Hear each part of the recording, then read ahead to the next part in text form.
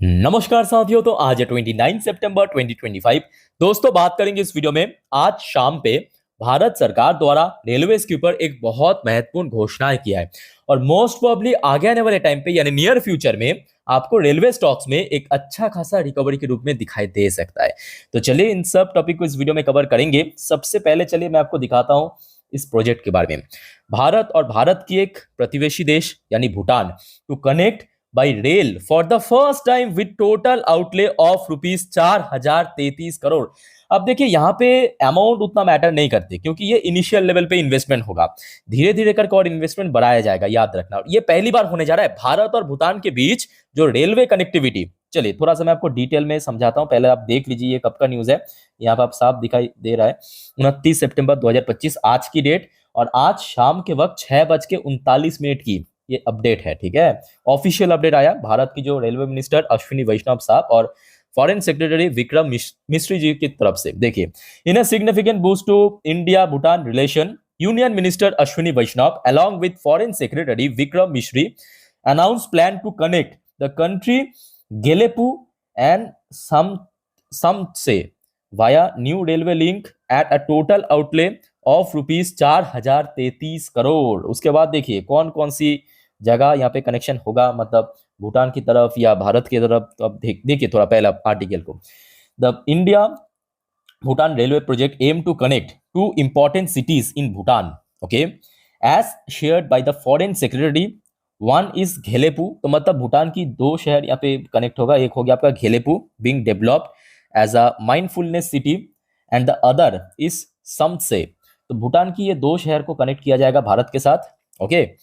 And industrial city जो सम से ये सिटी है वो आपकी इंडस्ट्रियल कोई मतलब शहर है। Both project will be link to Indian railways network at Kokrajhar and Banarhat. Bharat में ये दो जगह के साथ कनेक्ट होगा, एक हो गया आपका Kokrajhar and Banarhat, said union rail minister Ashwini Vaishnaw. ये आज शाम की अपडेट है। अब देखिए यहाँ पे जो अमाउंट की घोषणा किया है 4033 करोड़, ये टोटल आउटले है शुरू में। ठीक है, अब धीरे धीरे करके अगर ये कनेक्टिविटी बढ़िया रहा तो कहीं ना कहीं और भी इन्वेस्ट किया जा सकता है। ठीक है, सो कल जितना हो सके रेलवेज, और खास करके मैं कहूँगा रेलवेज के ऊपर जो कंस्ट्रक्शन सेक्टर की काम करता है, पटरी की काम करता है, उसके ऊपर नजर रखना। आगे हम इस बारे में चर्चा करेंगे डिटेल में। पहले आप देख लीजिए एक और छोटा सा अपडेट है सेम आज की डेट में अश्विनी वैष्णव साहब की तरफ से कहा गया flag off 3 Amrit Bharat and 4 passenger train for Bihar. Bihar में सामने चुनाव है तो अभी धीरे धीरे करके बिहार में बहुत सारे घोषणा होगा, याद रखना। ऑलरेडी बहुत सारे घोषणा हो चुका है, ये भी आज की अपडेट है। ठीक है, सो कल रेलवे सेक्टर मोस्ट प्रॉब्ली। अब देखिए कल बाजार की सेंटिमेंट किस तरफ है। वैसे तो आज देखिए बाजार शुरू में तो काफी बढ़िया लग रहा था, है ना। आज शुरू में लगभग 10 15 20 तक तो निफ्टी बहुत ऊपर पहुंच गया था, रेजिस्टेंस फेस किया, फिर से नीचे गिरा, फिर से रिकवर शुरू हुआ, फिर से नहीं, तो काफी वॉलेटाइल था। तो कल मैं कहूंगा कि अगर बाजार थोड़ा सा भी ग्रीन में रहा, मतलब पॉजिटिव रहा ना, तो कहीं ना कहीं रेलवे स्टॉक्स में एक अच्छा गेनिंग हो सकता है। आइए इस टॉपिक को आगे हम चर्चा करते हैं, पर उसके पहले साथियों आप सभी को रिक्वेस्ट करूंगा, अगर आपने चैनल को अभी तक सब्सक्राइब नहीं किया तो प्लीज फटाफट कर लीजिए ऐसी इन्फॉर्मेटिव वीडियो हर रोज हर वक्त पाने के लिए। और याद रखना आज रात की 10:30 की वीडियो जिस पर हम next day market prediction, even आज 10:30 की वीडियो में ही हम जियोपॉलिटिकल अपडेट को भी कवर करेंगे for some reason. So miss मत करना इस वीडियो को, ठीक है, जो कि कल मार्केट के लिए एक्चुअली बहुत वाइटल है। ओके, सबसे पहले हम बात करेंगे आईआरएफसी, रेलवेज की इकलौती फाइनेंशियल कंपनी जो कि फंडिंग की काम करती है, फाइनेंसिंग की काम करता है। सबसे गौर करने वाली बात यह है कि आज मार्केट इतना वॉलेटाइल था, मार्केट थोड़ा सा वीक भी था कह सकते हो एक तरफा, और आईआरएफसी की शेयर आज पॉजिटिव में क्लोजिंग दिया, वो भी 1.97% पॉजिटिव में। खास करके साथियों अगर आपके पास है तो थोड़ा आप डिटेल में देख लीजिए।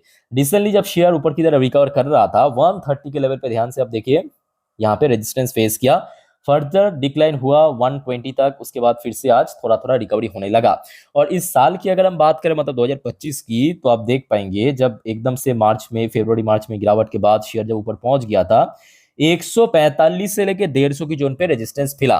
तो मतलब दो इंपॉर्टेंट रेजिस्टेंस इमीडिएटली ऊपर दिखाई दे रहा है। एक तो 130 की इमीडिएट जो रेजिस्टेंस जोन रिसेंटली जहां पे पहुंच गया था ऑलरेडी, और दूसरा अगर इस रेजिस्टेंस को क्रॉस करके ऊपर जा पाया तो लगभग 145 से लेकर 150 ये सेकेंड रेजिस्टेंस लेवल है आईआरएफसी के लिए, याद रखिए। और नीचे की तरफ सपोर्ट्स की बात करें, देखिए रिसेंटली सपोर्ट मिला तो आपके 120 पे ऑलरेडी हमने देख चुका, तो ये सबसे पहला सपोर्ट जोन। और उसके पहले की अगर हम बात करें फरवरी मार्च पे, जहां पे नीचे तक पहुंचा था 110, तो मतलब नीचे दो सपोर्ट लेवल दिख रहा है, एक 120 और 110।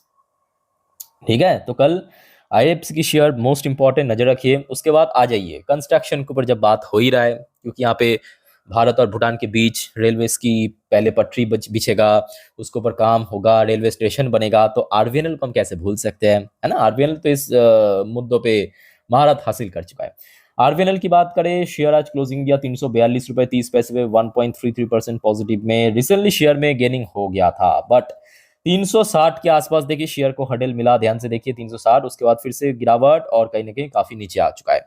और इस साल की अगर हम बात करें 2025 में, शेयर जो एकदम गिरावट के बाद रिकवर हो रहा था, लगभग 431 तक पहुंच गया था। ठीक है, सो इमीडिएट अगर हम बात करें 350 से लेकर 360 सबसे पहला रेजिस्टेंस साफ दिखाई दे रहा है। और इसको अगर सक्सेसफुली क्रॉस किया, मतलब 400 को भी अगर सक्सेसफुली क्रॉस किया, तो 430 के आसपास नेक्स्ट दूसरा रेजिस्टेंस हमें दिखाई दे रहा है।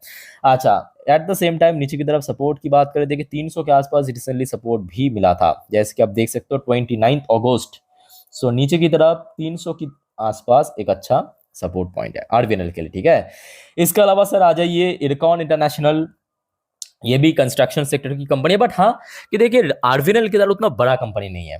इसका दिक्कत ये है कि छोटे कंपनी, तो कंपनी का ऑर्डर भी उतना खास नहीं मिलता, बट कंपनी वाइज एक टाइम पे देखा तो 23-24 तक तो बहुत बढ़िया चल गया था शेयर। अच्छा, इरकॉन की शेयर भी रिसेंटली 187 190 तक पहुंच गया था, और उसके बाद काफी डिक्लाइन हुआ, इवन आज भी शेयर थोड़ा सा नेगेटिव में क्लोजिंग दिया। सो इमीडिएटली हडल पॉइंट ऊपर की तरफ लगभग 190 के आसपास साफ दिखाई दे रहा है। और 2025 की अगर हम बात करें, तो शेयर 220 तक पहुंच गया था, तो दो रेजिस्टेंस मिल गया हमें। एक हो गया 190 जो कि रिसेंटली हाई टच किया था, और दूसरा हो गया आपके जून महीनों पे हाई टच किया था 220 पे। तो ये दो हो गया आपका इरकॉन की रेजिस्टेंस लेवल। और सपोर्ट की अगर हम बात करें, रिसेंटली देखिए अगस्त महीनों पे शेयर जहां पे सपोर्ट मिला था 160, याद रखना 160 के आसपास शेयर के लिए एक अच्छा सपोर्ट है। और इस साल की शुरू में हमने देखा था, मतलब मार्च फरवरी पे 140 के आसपास काफी बार सपोर्ट मिला था। ठीक है, आज इसके अलावा अगर हम बात करें Texmaco rail and engineering limited, ये भी अच्छी कंपनी है, और ये एक्चुअली ये शेयर भी काफी गिर चुका है। और शेयर देखिए लगभग 180 तक निकल गया था, आपके जून महीने की बात है, आपके जून की बात करें देखिए 170-80 तक शेयर पहुंच गया था। रेजिस्टेंस मिला, जब गिरावट शुरू हुआ बहुत ज्यादा गिरा शेयर।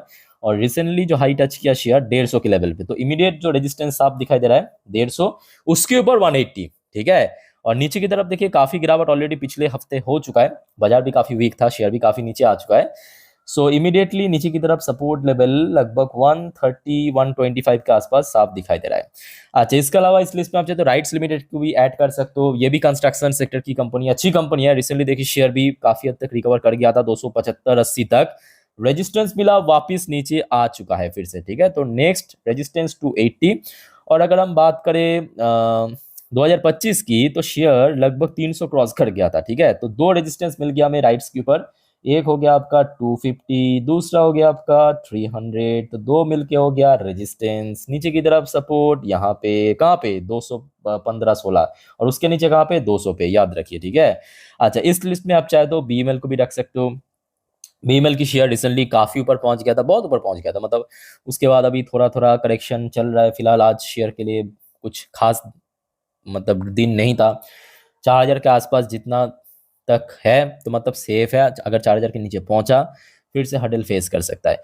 और ऊपर की तरफ रिसेंटली मैं कहूँगा 4500 के लेवल सबसे वाइटल है। रिसेंटली बहुत बार, मतलब इस साल पे मल्टीपल टाइम इस लेवल को हिट किया, रेजिस्टेंस मिला। ठीक है, सो देखिए आशा रखता हूँ कि कहीं ना कहीं भारत और भूटान के बीच इस रेलवेज जो प्रोजेक्ट अनाउंसमेंट आज हुआ शाम के वक्त, इसके कारण कल शेयर में, मतलब रेलवे सेक्टर्स में या रेलवे शेयर्स में एक अच्छा गेनिंग हो सकता है, एक अच्छा रिकवरी हो सकता है। बट हाँ, याद रखना साथियों, सब कुछ यहाँ पे डिपेंड कर रहा है कि कल बाजार की सेंटिमेंट किस तरफ है। और बाजार के बारे में आज रात की 10:30 की वीडियो में आपको मैं पूरा डिटेल में जानकारी दूंगा, देखना मत भूलिएगा, चैनल को सब्सक्राइब करके रखिएगा। फिलहाल इस वीडियो को वाइंड अप करता हूँ, मिलते हैं नेक्स्ट वीडियो में। टेक केयर, बाय बाय, जय हिंद।